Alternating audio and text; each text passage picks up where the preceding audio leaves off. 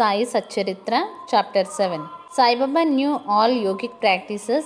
He was well versed in the 6 processes, including dhauti, that is, stomach cleaning by a moistened piece of linen, 3 inches in breadth and 22.5 inches in length. Khanda Yoga, that is, separating his limbs and joining them again, and Samadhi, etc. If you think that he was a Hindu, he looked like a Yavan. If you think him to be a Yavan, he looked like a pious Hindu. He encouraged wrestling bouts in this festival and gave good prizes to winners. When the Gokulashtami came, he got the Gopal Kala ceremony duly performed, and on Eid festivals, he allowed Mohammedans to say their prayers in his masjid. Once in the Muharram festival, some Mohammedans proposed to construct a tazia or tabut in the masjid, keep it there for some days, and afterwards take it in procession through the village. Sai Baba allowed the keeping of the tabut for 4 days, and on the 5th day removed it out of the masjid without the least compunction. If you call him Hindu, he always lived in the masjid.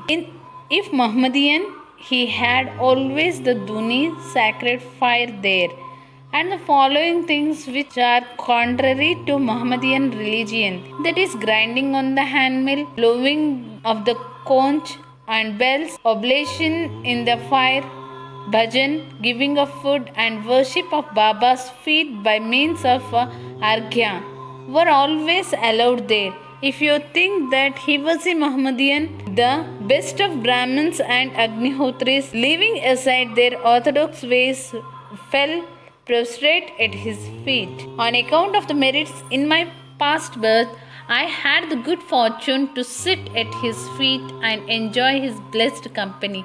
The joy and delight I derived therefrom was incomparable. In fact, Sai Baba was pure Anand and consciousness. I cannot sufficiently describe him. His greatness and uniqueness took delight at his feet, was established in his own self. Many sannyasis, sadhakas, and all sorts of men aspiring for salvation came to Sai Baba. He always walked, talked, and laughed with them, and always uttered with his tongue, Allah Malik.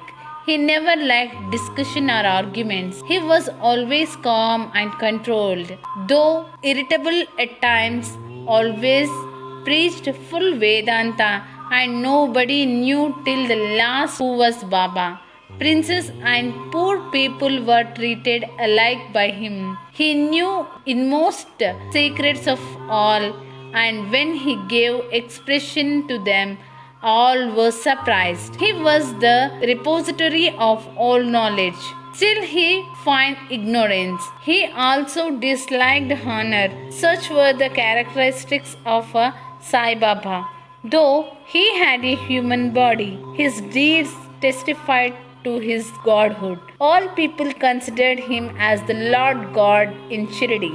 Fool that I am, I cannot describe Baba's miracles. He got almost all the temples in Shirdi repaired through Tatya Patil. The temples of Sheni, Ganapati, Shankar Parvati, village deity, and Maruti were put in order. His charity was also remarkable. The money he used to collect as dakshina was freely distributed, rupees 20 to some, rupees 15 or 50 to others every day. The recipients thought that this was pure charity money, and Baba wished that it should be usefully employed. People were immensely benefited by having a darshan of Baba. Some became hale and hearty.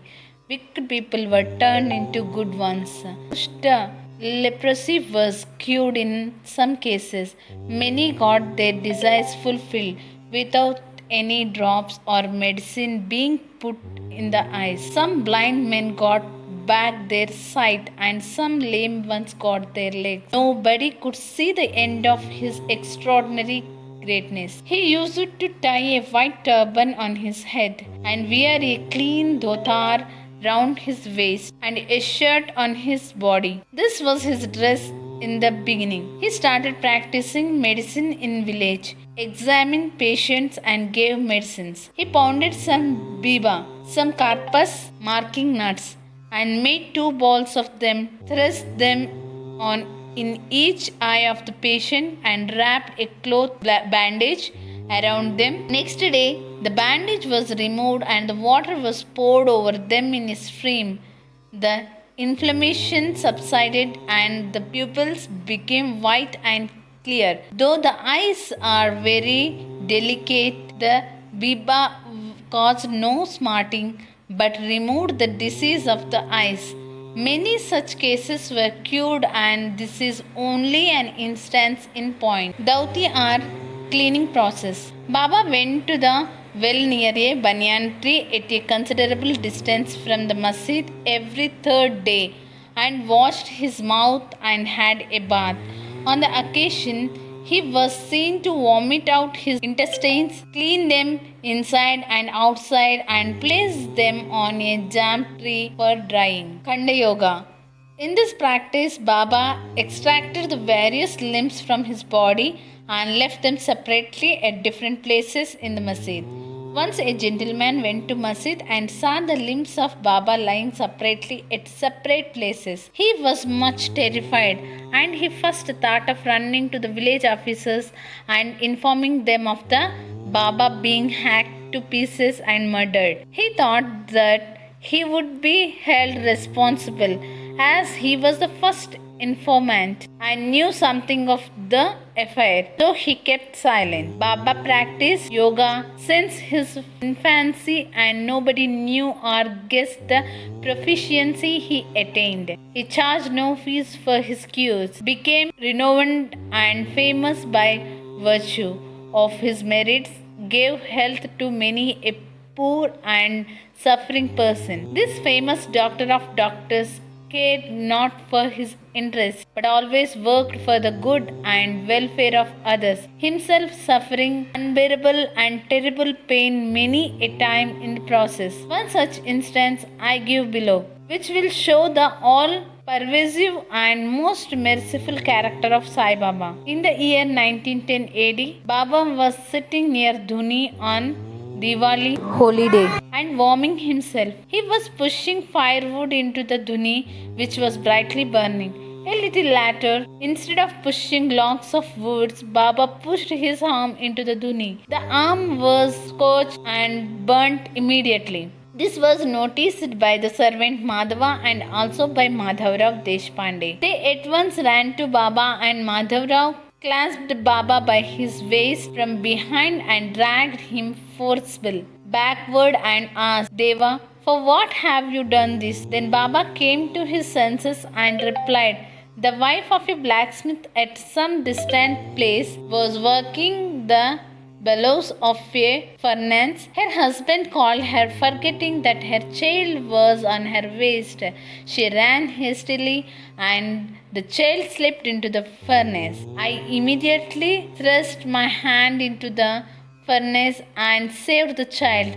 I do not mind my arm being burnt, but I am glad that the life of the child is saved. On hearing the news of Baba's hand being burnt from Madhavrao Deshpande, Mr. Nana Sahib Chandorkar, accompanied by the famous doctor Paramanand of Bombay, with his medical outfit consisting of ointments, lint and bandage, etc., rushed to Shirdi and requested Baba to allow Dr. Paramanand to examine the arm and dress the wound caused by the burn. This was refused ever since the burn. The arm was dressed by the leper devotee Bhagoji Shinde. Every morning Bhagoji went through this program of loosening the patties, massaging the arm with ghee and tightly bandaging it again. This went on till Sai Baba's Samadhi. Sai Baba, a perfect Siddha as he was, did not really want this treatment, but out of love to his devotee, he allowed the Upasana service of Bhagoji to go on uninterrupted all long. When Baba started for Lendi, Bhagoji held an umbrella over him and accompanied him. Every morning when Baba sat near the post close to Duni. Bagoji was present and started his service. Bagoji was a sinner in his past birth. He was suffering from leprosy. His fingers had shrunk.